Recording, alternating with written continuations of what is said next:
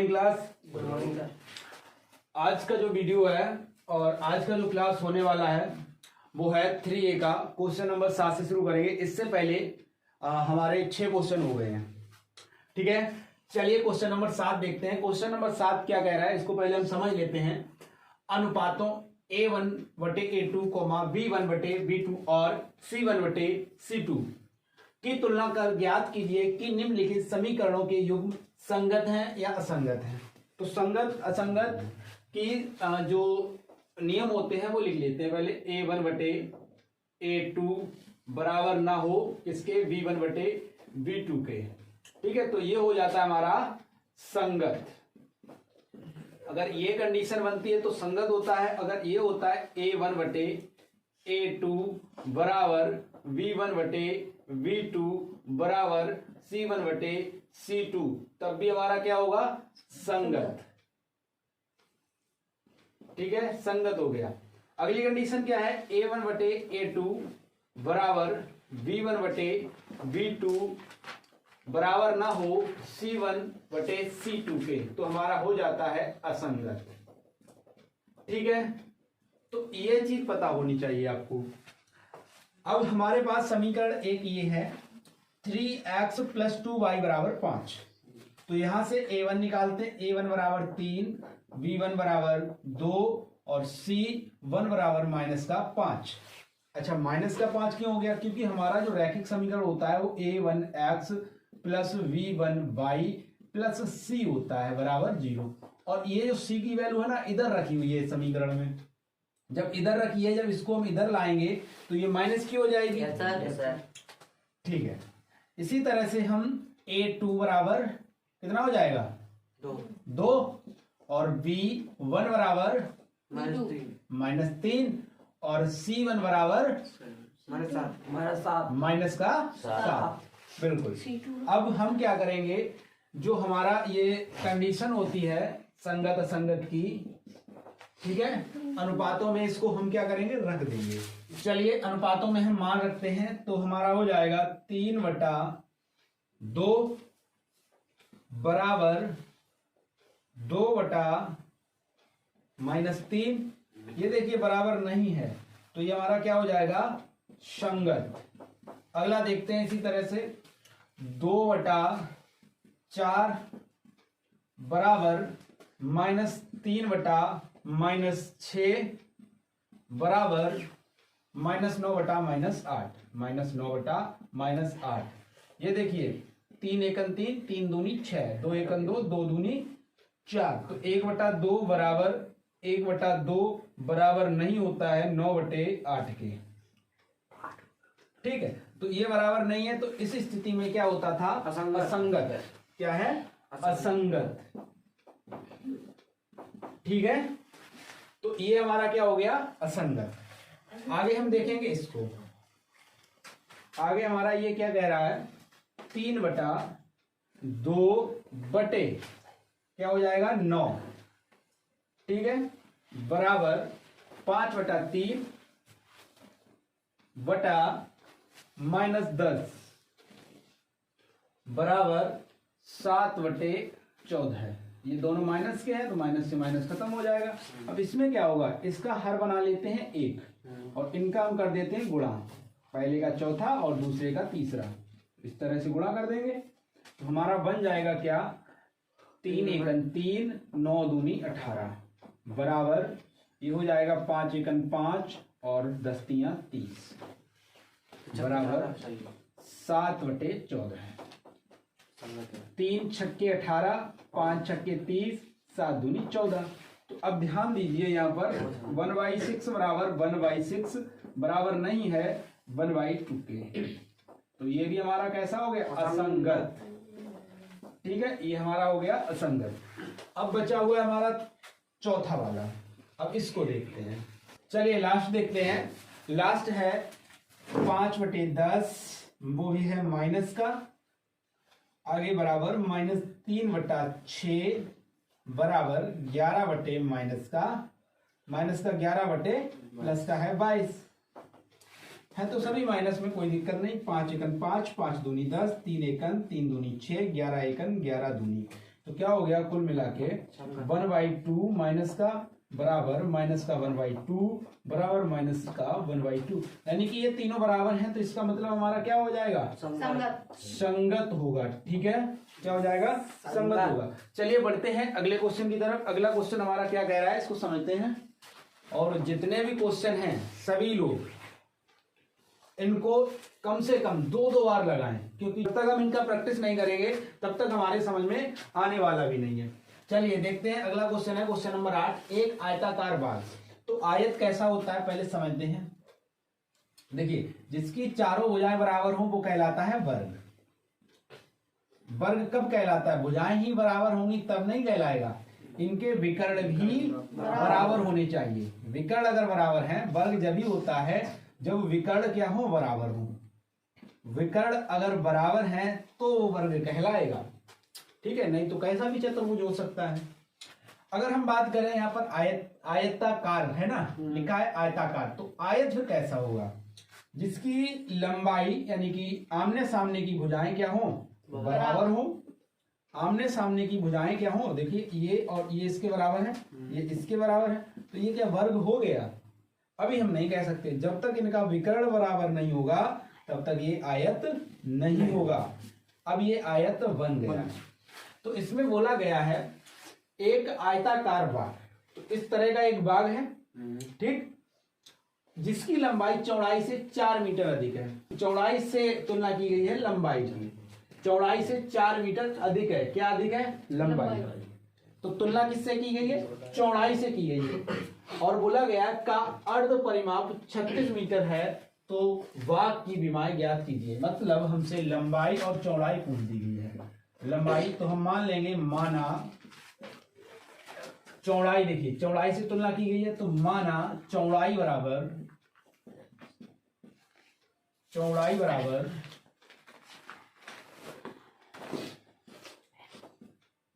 बराबर हमने मान लिया x। अब लंबाई अब देखेंगे कितना हो जाता है हमारा।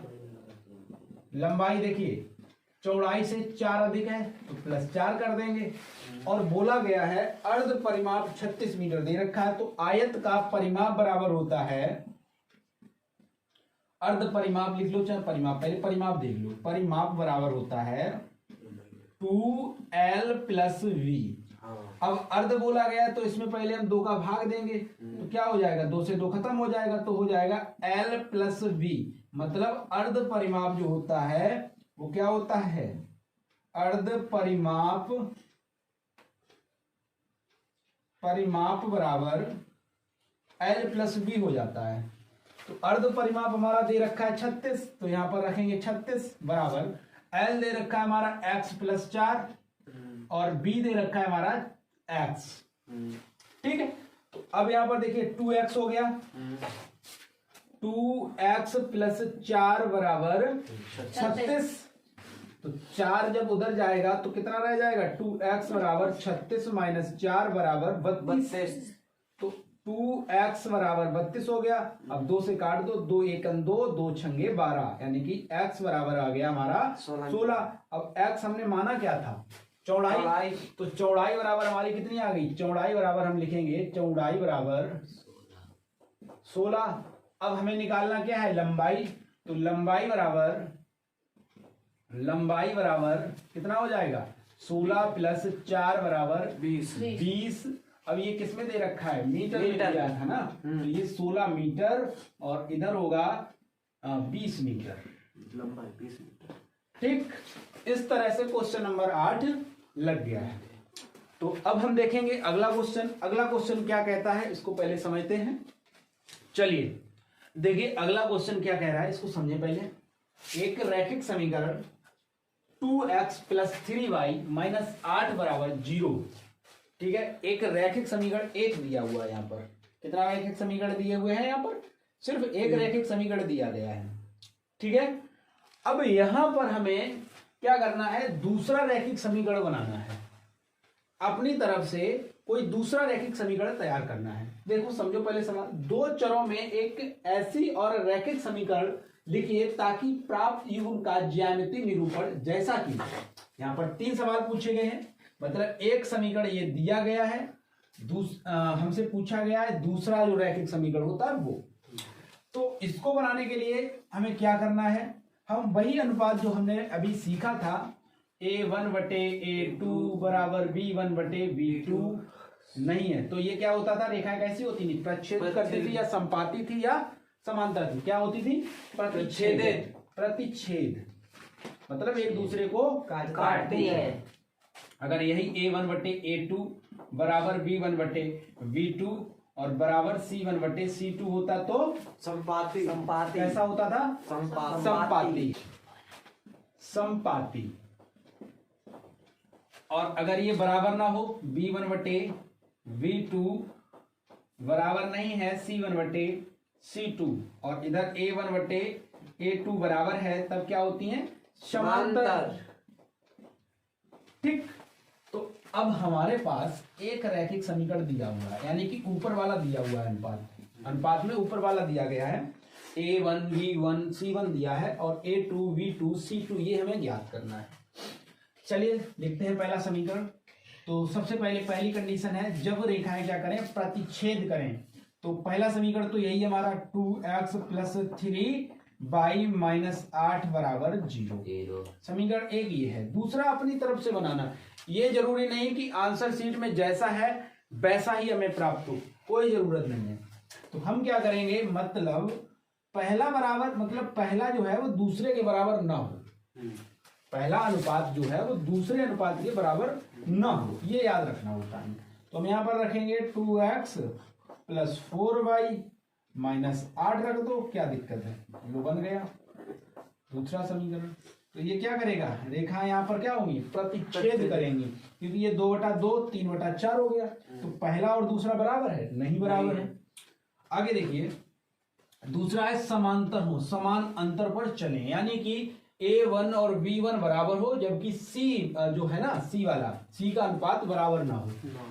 A और B का अनुपात तो बराबर है, लेकिन C का अनुपात जो है वो बराबर ना हो। तो हम क्या करेंगे, पहला समीकरण तो ये हमारा हो गया है।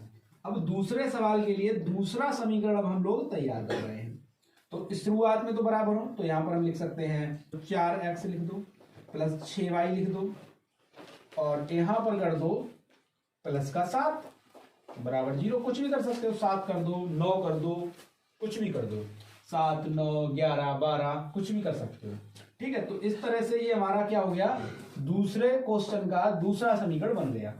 अगर संपाती हो तो कुछ नहीं करना, इसी समीकरण में, पहले वाले समीकरण में 2 का गुणा कर दो, बस क्या हो जाएगा, 2 का कर दो, 3 का कर दो, 4 का कर दो, 5 का कर दो, किसी का भी कर दो, मतलब अनुपात तो तीनों कैसे होंगे, बराबर होंगे। तो हम अगर तीसरे सवाल के लिए अगर हम समीकरण बनाना चाहें तो क्या हो जाएगा, 4x + 6y - 16 बराबर 0। ये लो बन गया दूसरा समीकरण। ठीक है। तो ये हमारा कैसा होगा, जब तीनों बराबर होंगे तब संपाती होगा। तो हमसे लास्ट में संपाती तो करवाया था, जब रेखाएं संपाती होंगी तो समीकरण क्या बन सकता है। तो देखिए, एक समीकरण ये बन गया, एक समीकरण ये बन गया, एक समीकरण ये बन गया, इसके लिए बन गया ये वाला, और इसके लिए बन गया ये वाला, इसके लिए बन गया ये वाला, और है किसके साथ, इसके साथ में बना है। ठीक।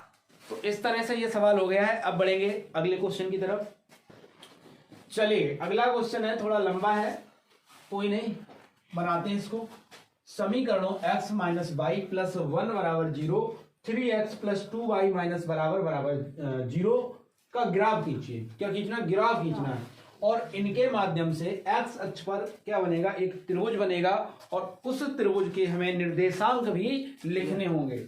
और निर्देशांक के साथ साथ और कुछ पूछा गया है क्या, त्रिभुजाकार पटल को छायांकित, बने त्रिभुज के शीर्षों के निर्देशांक ज्ञात कीजिए और त्रिभुजाकार पटल को छायांकित कीजिए। मतलब जो त्रिभुज बनेगा उसको क्या करना होगा, छायांकित करना होगा। चलिए सबसे पहले समीकरण को लिखते हैं। x - y + 1 बराबर 0, दूसरा है 3x + 2y - 12 बराबर 0। अब इस क्वेश्चन को देते हैं हटा के, हम इस क्वेश्चन को क्या करते हैं, हटा देते हैं, क्योंकि यहाँ पर बनेगा नहीं। चलिए अब देखते हैं इसको हम क्या करते हैं। पहले सबसे पहले इसके लिए हम सारणी खींचेंगे। समीकरण 1 से हम क्या बनाएंगे, समीकरण 1 से प्राप्त सारणी, ठीक है, तो सारणी बना लेते हैं हम लोग। चलिए देखो बनाते हैं हम लोग। शांत हो जाओ। इस तरह से हम सारणी बनाते हैं। x यहाँ पर लिखते हैं, y यहाँ पर लिखते हैं। समीकरण हमारा क्या है, x माइनस वाई बराबर -1। तो हम क्या करते हैं, यहाँ पर x की वैल्यू रखते हैं। x की वैल्यू 1 रखेंगे तो माइनस, देखिए 0 रख देते हैं पहले। 0 रखा तो ये 0 हो गया, बराबर -1। माइनस से माइनस खत्म, यानी y बराबर हमारा कितना हो गया, 1 हो गया। अरे 0 का कोई मतलब नहीं होता है, ठीक है, 0 का कोई मतलब नहीं होता है। तो y का मान हो गया हमारा 1। इसी तरह से हम इस बार 1 रखते हैं इसका मान, तो हमारा क्या हो जाएगा, यहाँ पर 1 हो जाएगा, क्योंकि हमने x का मान 1 रखना है। तो 1 माइनस y बराबर माइनस का 1, तो 1 यानी कि उधर जाएगा, तो माइनस का 1 है ना, तो बराबर माइनस का 1, और ये भी उधर जाएगा तो माइनस का 1। माइनस y बराबर माइनस का 2, माइनस से माइनस खत्म, तो y बराबर 2। यहाँ पर अगर 2 रखेंगे तो यहाँ पर आ जाएगा 3। ठीक है, क्या हो जाएगा, 3 हो जाएगा। इसको हल करेंगे भाई, 2 रखेंगे यहाँ पर, तो ये इधर आएगा तो माइनस का 2 हो जाएगा। 2 और 1 3, तो माइनस से माइनस खत्म हो जाएगा और y बराबर हमारा हो जाएगा 3। इसी प्रकार से हम लोग क्या करेंगे, और ये भी तुम्हें सब ये जो लिखा है ना हमने, ये रफ कार्य में करना होता है, ठीक है, ये रफ कार्य में करना होता है। वहीं पर कहीं पर दिखा सकते हो। रफ कार्य में क्या, जहां पर तुम ये साड़ी बनाओ ना, वहीं पर ये सारा काम दिखा सकते हो। ठीक है, आगे देखिए, समीकरण 2 से प्राप्त सारणी। चलिए समीकरण 2 से सारणी प्राप्त करते हैं अब हम लोग।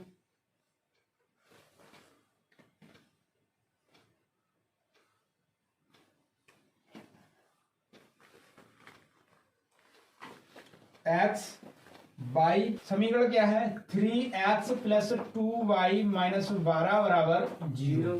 ठीक है, अब यहां से हम क्या करेंगे, सारणी में मान प्राप्त करेंगे, जो बिंदु होते हैं हमारे वो निकालते हैं। तो 3x प्लस 2y बराबर 12। यहाँ पर x की वैल्यू रख देते हैं 0, तो 2y बराबर हमारा है 12, तो 2 छंगे 12, तो y बराबर हमारा कितना हो गया, 6। इस बार हम क्या करते हैं, यहाँ पर x की वैल्यू जो है वो हम लोग 2 रख देते हैं। तो जब 2 रखेंगे तो कितना हो जाएगा, 3 दूनी 6, तो 6 प्लस 2y बराबर 12। अब 6 उधर जाएगा तो क्या रह जाएगा, 2y बराबर, भाई माइनस का हो जाएगा, उधर ले जाएंगे 6 रह जाएगा, 2 यहाँ 6, तो y बराबर हमारा कितना हो गया, 3 हो गया। इस बार हम क्या करते हैं, 4 रखना पड़ेगा हमें। अगर 3 रखते हैं तो 9 हो जाएगा, और 9 12 से 9 जाएगा तो फिर एक विषम संख्या प्राप्त होगी, जो सम संख्या से तो कटती नहीं है। या -2 भी रख सकते हो, कोई दिक्कत नहीं। यहाँ पर माइनस में वैल्यू आई है, नहीं आई तो क्यों रखेंगे माइनस में, सीधा रखते हैं। यहाँ पर 4 रख देते हैं, 3 गुणे 4 प्लस 2y बराबर 12। यहाँ पर 12 हुआ तो 2y बराबर 12 माइनस 12, ये वाला 12 हमने उधर भेज दिया तो क्या हो जाएगा, 12 हो जाएगा। तो यहाँ पर पहले तो 4 रख देते हैं, तो y बराबर हमारा क्या हो गया, 0। क्या हो गया, 0।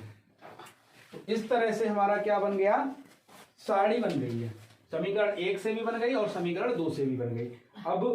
अब हम क्या करेंगे, सारणी 1 व 2 की सहायता से ग्राफ खींचते हैं। ग्राफ खींचने पर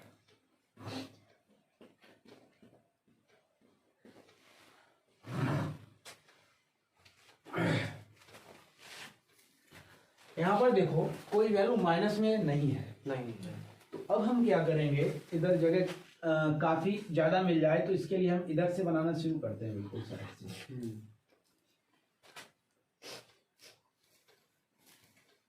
ये हमारा है एक्स अक्ष, और ये हमारा हो जाता है एक्स डैश, ये है हमारा वाई, और ये हमारा है वाई डैश। अच्छा, मैक्सिमम जो वैल्यू है एक्स की वो कितनी है, 4। तो 4 तक हम यहाँ पर क्या कर देंगे, 4 तक इसको चला देंगे। y का जो बहुत अधिक जो वैल्यू है वो कितना है 6 है। तो 1 2 3 4 5 6। तो पहला बिंदु है 0,1। तो 0,1 का मतलब हो गया यहाँ पर बिंदु होगा। यहाँ कहाँ पर होगा? यहाँ पर। इसके बाद होगा 1,3। तो 1 हमें x पर चलना है और y पर चलना है 3। 1 2 3। तो हमारा जो बिंदु होगा इसको डैश डैश करके पीछे की तरफ ले जाएंगे 3 तक। 1 2 3। 1,2 है। 1,2 है भाई। तो यहाँ पर होगा अगला बिंदु हमारा, यहाँ पर हो जाएगा। अगला है 2,3। तो 2,3। तो 3 ये यहाँ पर है। तो इस तरह से हम इसको मिला देंगे। तो अगला बिंदु हमारा बन जाएगा यहाँ पर जाके। अब ये जो 3 बिंदु मिले हैं हमें, इनको स्पर्श कराते हुए एक क्या कर देंगे? रेखा खींच देंगे। तो रेखा खींच देते हैं। ये हमारी हो गई रेखा जो इन तीनों बिंदुओं को स्पर्श कराती हुई जा रही है। अब दूसरा जो सारणी था ना, उससे हम क्या करेंगे? बिंदु दर्शाएंगे। तो 0,6। तो 0 तो भाई हमारा किस पे चला? x पर। 0 यानी यहीं पर होता है। 0 होता है, फिर 1, फिर 2, फिर 3, फिर 4। तो 0 हमने चला दिया किस पर? x पर। y पर कितना चलना? 6। तो 6 चलेगा तो यहां पर आएगा बिंदु। ठीक है। अगला है 2,3। तो 2x पर चला और 3 किस पर चला? 3 चला है हमारा y पर। 1 2 3। तो यहां पर आ गया बिंदु। ठीक है, ये वाला बिंदु हो जाएगा। अगला है हमारा 4,0। 4 x पर चलना है। 1 2 3 4। 4 x पर चलना है और y पर चलना है 0। तो अगला बिंदु हमारा कहां पर होगा? यहाँ पर। यानी कि ये 3 बिंदु मिले हैं, 1 2 3। ठीक है। तो इन बिंदुओं को स्पर्श कराते हुए एक और रेखा खींचेंगे। चलिए इसको भी खींच लेते हैं हम लोग। ये भी रेखा हमारी हो गई है। अब ये रेखा खींचने के बाद प्रश्न में पूछा गया था जो हमारा त्रिभुज बना है उसके निर्देशांक भी लिखिए। तो निर्देशांक ये वाला जो बिंदु है वो कितना है? 2,3। तो 2,3 हो गया। और ये बिंदु जो है वो कितना है? 4,0। 4, भाई 1 2 3 4। 4,0। और अगला बिंदु कौन सा हमारा? ये वाला 0,1। ये हो गया। अब बोला जो त्रिभुज बना है उसको छायांकित कीजिए। नहीं नहीं नहीं नहीं, ये त्रिभुज कहाँ है? त्रिभुज तो ये ऊपर बना है। ये निर्देशांक हम नहीं लिखेंगे, यहाँ पर लिख सकते हो 4,0, लेकिन अलग से हमें लिखना होगा। 0,1 हो गया और ये कितना हमारा? 0,6। 0,6। ठीक है। तो अब हमारा जो त्रिभुज बना है उसको क्या बोला है? छायांकित कीजिए। तो हम इसको क्या कर देंगे? छायांकित कर देंगे इस तरह से। त्रिभुज तो भाई इधर बना है, इधर कहाँ बना है? ये तो चार भुजाएं होंगी। 1 2 3 4 भुजाएं होंगी। त्रिभुज तो यहाँ पर है 1 2 3 भुजाएं। तो बोला गया है जो त्रिभुज बनेगा उसके निर्देशांक लिखो। छायांकित तो कर दिया हमने, ये देखो छायांकित कर दिया। इस तरह से छायांकित किया जाता है। अब हमें क्या करना है? जो बिंदु हमें प्राप्त हुए उनको लिखना है। तो त्रिभुज के निर्देशांक। तो निर्देशांक हम लिख देते हैं। तो पहला निर्देशांक हम ये लिख देंगे 0,6। अगला निर्देशांक लिख देंगे 2,3। अगला निर्देशांक है 0,1। इस तरह से ये क्वेश्चन भी हल होता है। ठीक है, समझ में आ गया सभी को? चलिए, अगर इसका क्षेत्रफल पूछा जाए तो क्षेत्रफल भी हम लोग निकाल सकते हैं। ठीक है, आगे आने वाले सवालों में हमसे क्षेत्रफल भी पूछा जाएगा। चलिए देखिए, अगला क्वेश्चन है क्वेश्चन नंबर 11। समीकरण 2x + y = 4 तथा 2x - y = 4 के युग्म का ग्राफ खींचिए। पहले तो इसका हमें ग्राफ खींचना है और इन रेखाओं पर y अक्ष पर, देखिए यहाँ पर क्या बना था? x अक्ष पर बना था। और यहाँ पर क्या बनेगा? y अक्ष पर क्या बनेगा? y अक्ष पर बनने वाले त्रिभुज के शीर्ष बिंदुओं के निर्देशांक लिखिए तथा साथ ही इस त्रिभुज का क्षेत्रफल भी ज्ञात कीजिए। तो पहले समीकरण लिख लेते हैं, सेम वही है। और 2x + y = 4 समीकरण 1 है हमारा, और 2x - y = 4 समीकरण 2 है हमारा। क्वेश्चन को हटा देते हैं। चलिए, तो समीकरण 1 की सहायता से हम क्या खींचते हैं? सारणी पहले बना लेते हैं। सारणी बनाएंगे समीकरण 1 की सहायता से। चलिए, बन गई। x y यहाँ पर माइनस में वैल्यू जाएंगे, ठीक है। जब माइनस में वैल्यू जाएंगे तभी तो त्रिभुज इधर बनेगा ना, हाँ भाई। वैसे नहीं बन पाएगा। तो चलिए देखते हैं समीकरण 1 क्या है। समीकरण 1 की सहायता से बना रहे हैं ना। तो 2x प्लस वाई बराबर 4। तो हम क्या करते हैं, x की वैल्यू या y की वैल्यू रख देते हैं 0 रखा। देखिए 2x बराबर 4 तो 2 दूनी, तो x बराबर कितना हो गया 2, ठीक है। इस बार हम रखते हैं x की वैल्यू, y की वैल्यू 2 रख देते हैं। तो 2x प्लस 2 बराबर 4, तो 2x बराबर 4 माइनस 2 यानी कि 2x बराबर 2, और 2 से 2 खत्म हो गया तो x बराबर 1, ठीक है। ठीक इसी प्रकार से अब हम क्या करेंगे, x की वैल्यू जो है y की वैल्यू हम 4 रख देते हैं। y की वैल्यू 2x प्लस 4 बराबर 4, तो भाई इस 4 से ये 4 खत्म हो गया। तो 2x बराबर 0, तो x बराबर हमारा क्या हो गया 0, x बराबर 0 और y बराबर 4। ठीक इसी प्रकार से हम क्या करेंगे, समीकरण 2 के लिए सारणी खींचेंगे। समीकरण 2 के लिए सारणी बना लेते हैं।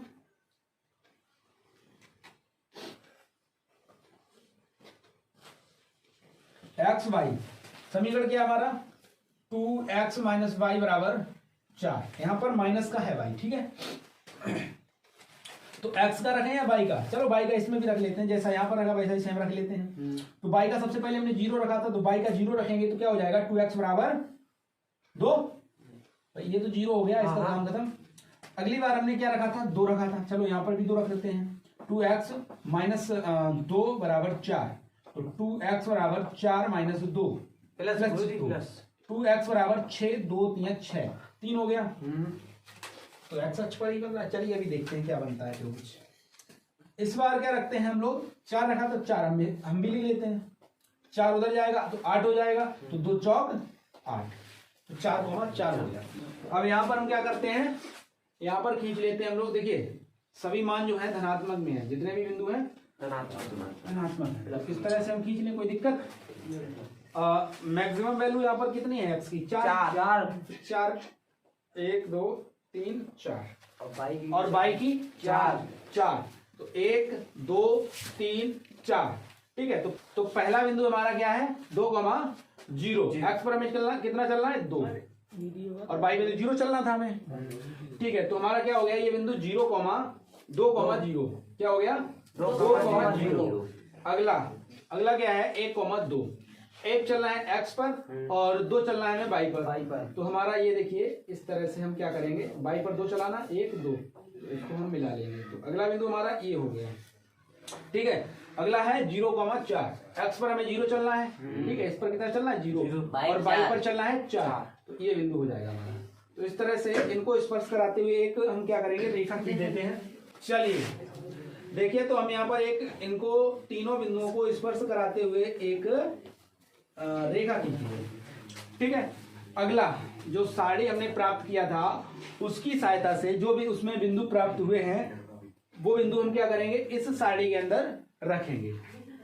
तो पहला बिंदु है 2, 0, तो 2, 0 यही बिंदु रहेगा सेम, ठीक है। अगला है 3, 2, तो 3 किस पर चलना है हमें x पर, 3, 2, तो 2 यहाँ पर है। तो इसको हम क्या करेंगे डैश डैश करके इसको पीछे की तरफ लाएंगे 3 की सीध पर, और इसको भी हम धीरे धीरे क्या करेंगे ऊपर की तरफ ले जाएंगे।